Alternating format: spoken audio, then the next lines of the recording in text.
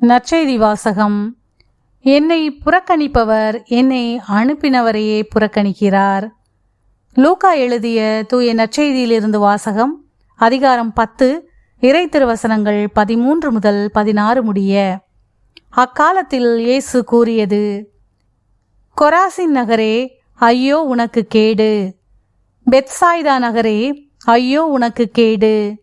ஏனெனில் உங்களிடையே செய்யப்பட்ட வல்ல செயல்கள் தீர் சீதோன் நகரங்களில் செய்யப்பட்டிருந்தால் அங்குள்ள மக்கள் முன்பே சாக்கு உடை உடுத்தி சாம்பலில் உட்கார்ந்து மனம் மாறியிருப்பர். எனினும் தீர்ப்பு நாளில் தீருக்கும் சீதோனுக்கும் கிடைக்கும் தண்டனையை விட உங்களுக்கு கிடைக்கும் தண்டனை கடினமாகவே இருக்கும். கப்பர்நாகுமே, நீ வானளாவ உயர்த்தப்படுவாயோ? இல்லை, பாதாளம் வரை தாழ்த்தப்படுவாய்.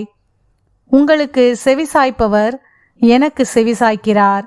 உங்களை புறக்கணிப்பவர் என்னை புறக்கணிக்கிறார்.